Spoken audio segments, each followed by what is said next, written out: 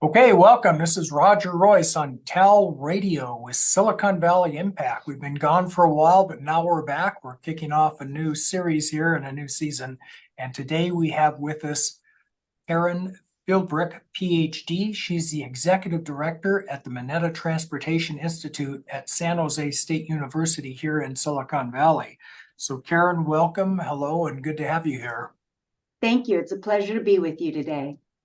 So Karen, just by way of background, before we jumped into the meat or substance of what you do, could you tell us a little bit about who you are and what your background is and how you came to San Jose and Silicon Valley? You bet. And I think my background perfectly demonstrates that you have to say yes to opportunity because you never know how your career trajectory will change based on experience. So I have a double master's PhD in various disciplines of psychology, and I was introduced to the transportation field the first day of my doctoral program with an opportunity to travel and to earn extra money as a research assistant. I found myself in a yard office collecting data on locomotive engineers and conductors, and that data looked at sleep-wake patterns in a 24/7 environment, as well as post-traumatic stress symptoms following grade crossing accidents and trespasser incidents. I fell in love, changed the focus of my program from counseling psychology to be more active research, and I've spent my whole career in this industry now. Rod Diridon, who you may be familiar with, the largest train station west of the Mississippi, is named in his honor. He recruited me out of Denver, Colorado in 2009 to take on the director of research position. Then successfully, I went to deputy executive director and then finally executive director upon his retirement. That effectively moved me out of the front lines of research and more into administration and leadership. Okay. And how long have you been at San Jose State? I've been here 14 years at San Jose State University. Oh, wow. Time flies. And the Transportation Institute program that you've created, how long has that been around? It was founded in 1991 by Secretary Norman Y. Mineta. You may know him because he was a major figure in the Silicon Valley. Oh, absolutely. Okay. Yeah, just a giant Absolutely. in California. 91, that's 30 years. It's 31 years, 32 Yes. years. He realized, so obviously he was our mayor, the first Asian American mayor of a major metropolitan city in the United States. He represented us in Congress for 20 years. He was then tapped to be Secretary of Commerce in the Clinton administration and Secretary of Transportation in the Bush administration. But back when he was in Congress, he realized that there was a disconnect between research and policy change in transportation. And he realized some funding needed to be dedicated to investigating the best steps forward. And so he founded the University Transportation Center program, which has gone on to be overseen by the U.S. Department of Transportation. It's competitive in nature. In fact, the most recent competition, there were 230 proposals submitted for about 20 spots. So we're pleased that we won, but it was a dogfight. You got to make sure that you've got the political support, but more importantly, the objective data to support your expertise and what you can get done. Okay. And in your role there, you're executive director, do you oversee the research then that gets done? Yes, we do surface transportation research, education, technology transfer, and workforce development.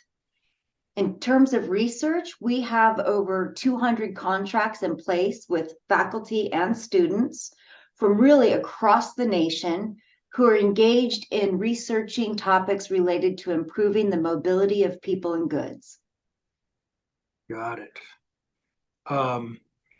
And I got to believe that now is going to be a pretty exciting time for that sort of thing, given what's going on with driverless cars and electric cars and yes.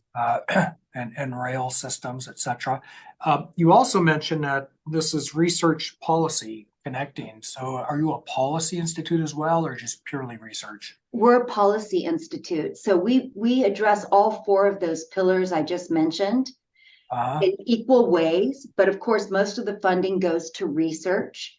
So we have a competitive request for proposals that we issue every year. We base that on high priority research needs that are submitted by key stakeholders. So elected officials, transit agency CEOs, Caltrans representatives, modal administrators, and more. I see. And, And and stepping back, Roger, we actually lead 3 competitively selected multi-university consortia. So the first is funded by the US Department of Transportation, and that's the Mineta Consortium for Transportation Mobility. It includes partners at Howard University, which is a historically Black college and university in Washington, D.C., Navajo Tech University, which is a rural small university in New Mexico, topped by 51% unemployment and surrounded by unpaved square miles of roads. So they really focus on workforce development. And then, of course, at San Jose State, we are Hispanic serving as well as Asian American Pacific Islander. So that particular consortium, Roger, was put together with an eye towards diversity, diversity in university size, in expertise taught, in student population, and in geography. So we made sure we had a realistic, naturalistic test bed for our research. got it. And then secondly, we lead, and this was funded through the California Road and Repair and Accountability Act of 2017, better known as the gas tax or Senate Bill 1, that identified a line item, and there's no sunset on this legislation, that puts $2 million annually to the California State University system to investigate surface transportation research and workforce development. The Chancellor's Office held a competition. We were victorious, so we lead all 23 campuses in that effort. Incidentally, those 23 campuses is the largest 4-year public university system in the nation. Wow, that's a lot. Mm-hmm. Karen, I got to tell you, being a resident of Silicon Valley, one of the top 3 problems I'd say that we have in the valley is traffic and just getting from place to place. And we got a little bit of a reprieve during COVID, but now things seem to be back to normal. And I'm wondering, is this a problem that maybe your organization would look at? And do you have any suggestions as to how to kind of reduce the stress on our highway system and get traffic to, people to move a little more easily, sort of like they do on the East Coast?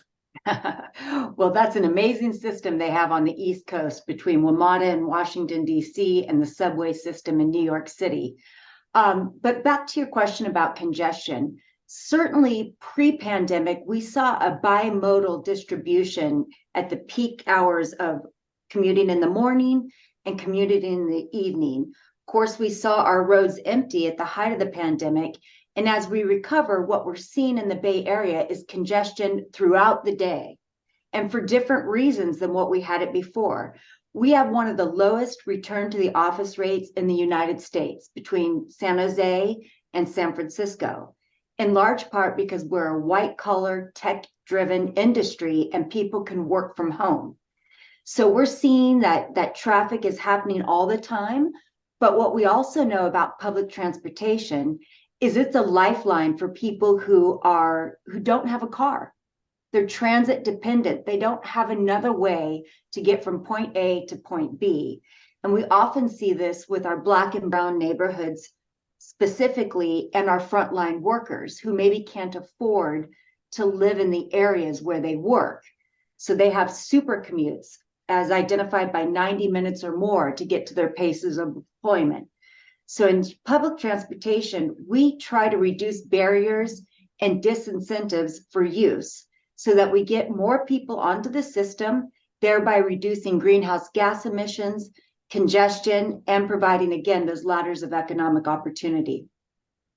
Yeah, absolutely. And I noticed since COVID, I see that the city of San Francisco has extended its public transportation systems so that now you can get more places by train.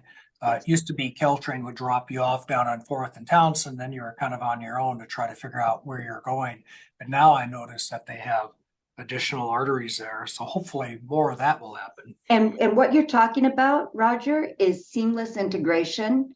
It's making sure that that first and last mile connection is addressed, whether that's through a light rail, a bus, or active forms of transportation like scooters, bicycles, things of this nature. What we know about successful systems is that they connect to where people want to be, and they connect with less than a quarter or a half a mile of walking distance, because the research shows people are not likely to walk a half a mile to get to public transport. They'd rather just get in their cars and drive. So we need to make it easier on the user, and they need to feel safe. You may have read in the recent past in the Bay Area, we've had an onslaught of transit assaults.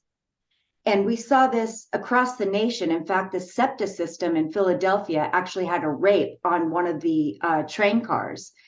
And so we are trying to identify what the assault rate is and how to combat it. In fact, the Mineta Transportation Institute was codified into law through Senate Bill 1131, led by Senator Min here in California, to develop a survey instrument for use of transit agencies of various sizes to document assault and best practices for eliminating that. Wow, well, that's great to know. I can see, yeah, of course, we've all been aware, we've all been hyper sensitive to crime over the last few years. But you said something else that's really interesting. California has a car culture. Mhm. People don't want to walk anywhere, and that's part of the problem here. Part of it is just that cultural aspect. For so many reasons, if we could just walk a quarter mile, I think life would be a lot easier. But that's a whole. And more healthy too, Roger. If you could just walk a half a mile, think about the impact on your health and well-being. Yeah, absolutely. It's kind of interesting what you said about the last mile problem. We've had other guests on the show talk about the supply chain last mile problem. Oh, yes. Or the blockchain last mile problem, but you mean it literally. You mean actually getting somebody that last mile. Yes, I do. I flew through SFO, San Francisco Airport, recently, and I don't know why I didn't know this before, but man, the train takes you right there. Don't need to drive there and fight traffic and pay parking fees. It's really it's really something how the airports in Northern California have picked this up. That's right. Multimodal integration. Is that what they call that? Multimodal integration? Yes. Well, that certainly sounds like a worthy goal. And I'm glad to see that you're in charge in making that happen. Karen, what would you say is maybe one of the major challenges or maybe major problems facing transportation in this country? Well, currently, like many other sectors, we are fighting to train that pipeline of the future. The transportation workforce is suffering. In fact, pre-pandemic, the U.S. Departments of Transportation, Education, and Labor quantified that workforce shortage. And at that time, we needed to hire 417,000 people annually from the front line to the C-suite to keep our current systems operational, in large part because we have an aging workforce. Some call it the graying tsunami, but it means that right now, half of the workforce is eligible for retirement, Roger, which means our systems would literally grind to a halt if they all took that opportunity to leave the workforce. So when we talk about that, we are talking about a vital service, a public good that public transportation provides. People who have and lack mobility is no different than having and lacking access to opportunity. We need to make sure we break down those barriers so people can live full, rich, and meaningful lives. But to do that, we need the qualified workforce. And at present, part of the problem is people can't name a position in transportation beyond airline pilot, bus driver, or maybe train operator. But as I mentioned at the beginning of our time together, I'm a psychologist who spent my whole career in transportation, and that story is not unique. Many people never realized they'd be in transportation, but they fell into it and they fell in love. We've got room for graphic designers, communications specialists, journalists, engineers, and more. And right now, only 15% of the current workforce is female. So we have an untapped market there. In fact, if you're looking at a business case, Roger, what we see from Fortune 500 companies is that only about 15% are led by female CEOs. But those organizations that have broad representation of females on their board or in their leadership ranks outperform the other organizations substantially on return on investment, because we bring a plurality of voices, a different communication strategy, a different way to address problems and needs. Right. And so what's incumbent upon us as transportation professionals is social modeling, allowing younger people to see what's possible, allowing young girls to see themselves in these positions. So we need to start in the K through 12 sector, getting kids excited and interested in this field. If we start when they're in college, we're too late. And not to mention, not everybody is destined to get a 4-year college degree. So we need the mechanics. We need all sorts of people in this industry. You know, it's interesting, as you're speaking, I got to believe that technology and automation is playing a more and more prominent role in transportation. So that's opening up new jobs and new Yes. areas. And I know that young people today are very concerned about obsolescence because they see people's jobs becoming obsolete fairly immediately. But this sounds like an area where there's lots of room for growth in new tech. Would you say that's true? I would say that's true. Absolutely. Yeah, and what about that automation? Are we seeing, because we've seen that in other industries, especially in California, where because of a declining workforce, we're seeing automation take over. Are you seeing more automation in what transportation?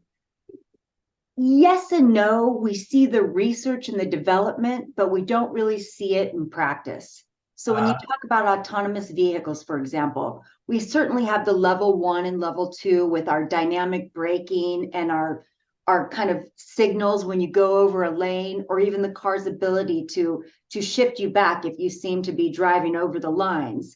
But full automation without a driver, there's only one place in the United States that's currently happening, and that's Chandler, Arizona, where you can actually dial up a driverless taxi to take you from point A to point B.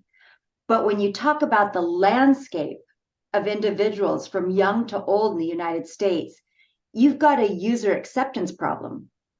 My mom, for example, isn't going to feel comfortable with a driverless car. She'll feel like the lack of control. How do you take over? What about cybersecurity risk? Where some of our younger Gen Zers might think that it's the coolest thing going because they can watch a movie or engage in extracurricular activities while the car is moving them. So we see the technology, but we don't yet see it fully implemented. Yeah. Hey, I have to ask you, since we're on technologies, what about flying cars? Because I've seen several companies developing flying cars. I know some VCs that are very interested in the area. That sounds to me like a logistical nightmare. Is that something that you think can be made to happen? Absolutely. In fact, there's over 400 companies in the United States alone researching and developing a flying taxi. I mean, I liken it to the Jetsons. That's a long ago cartoon, but they had robots that talked. They had watches that monitored. Why wouldn't we have flying cars? We've achieved everything else in that vision of the Jetsons. And there's discussion about making it affordable in some cases. It's not just for the elite. And it's called urban air mobility. Mhm. And it's designed to go up. So it's a vertiport where instead of going down a runway like our traditional flights, it goes up and it goes from point A to point B. And it's absolutely on the horizon and absolutely will come to fruition. That's really interesting. That'll be something to see. And then finally, I've been hearing a lot about drones and easing the pain on the supply chain. And I know they're out there. But again, to me, that just sounds like a very cluttered, polluted, airspace. What do you think? I mean, are we going to have drones delivering packages? Is that something that we think we could even do as a policy matter? Is there a research project on that? Yes, yes, and yes. And so, but aside from product delivery, because we talked earlier about that first and last mile connection, whether it's for people getting to transit or packages getting to people. This is one of the solutions to congestion, is getting trucks off the road and having drones do delivery. And yes, it'll lead to a congested airspace, but that's something for the FAA. I do surface transportation. But I will say this, one of the two greatest impacts of drones to date that we see that's already operational are drones are used to inspect bridges, to determine their fatigue and how much longer they have in the lifespan. This is so important because bridge inspectors are few and far between, and it takes some serious workforce hours to rappel down the side of a bridge and investigate it. So drones are sending real-time information to the engineers and allowing them to make decisions on what they're going to fortify or even rebuild. And that's critically important because according to the American Society of Civil Engineers, we've got about a D plus in our transportation here in California. So we need to address everything from potholes to bridge fatigue. Secondly, because I mentioned a second highlight, we've got a problem nationwide on grade crossing accidents and trespasser incidents. So what I mean by that is people have little patience. If they're stopped for a train and they see it far away, they might try to beat that gate to get to where they're going. But they don't realize that trains are relatively silent and they operate fast. So for example, a loaded freight train takes over a mile to stop once it's thrown into emergency. It's got the weight ratio of a freight train hitting an SUV as an SUV hitting a tin can. And then you've got a segment of people who lack situational awareness. Maybe they're walking along the tracks and they've got earbuds in, or they're otherwise distracted and they don't hear or see the train coming by. Or worse, maybe they're trying to commit suicide. We're seeing drones actually fulfill a need here because they can monitor the track, because tracks are long, miles and miles and miles, especially when you're talking about freight. And they can send messages back to the yard office and train master, or even be a voice of God saying, get off the tracks, train coming, or they can send security personnel out there to physically remove the person. So drones are operational, they are necessary, and they're one of the tools in the technology toolkit for transportation. Wow, it's amazing. Well, before I let you go, I have to ask you about that sign behind you, #1 most transformative university, Money Magazine. Yeah. What does that mean? I'm so glad you asked because I'm very proud of being a Spartan at San Jose State University. Basically, Money Magazine looked across the landscape of public universities to see what the most transformative ones, and we won that designation based on 3 very specific facts: loan graduation rates, loan repayment, and job retention. We cater to a first-generation student population, so kids who maybe don't have a role model in their nuclear family of what college education looks like. And we're really making a difference in people's lives in a meaningful way. Okay, well, very interesting. I want to thank you, Karen, for being here with us today.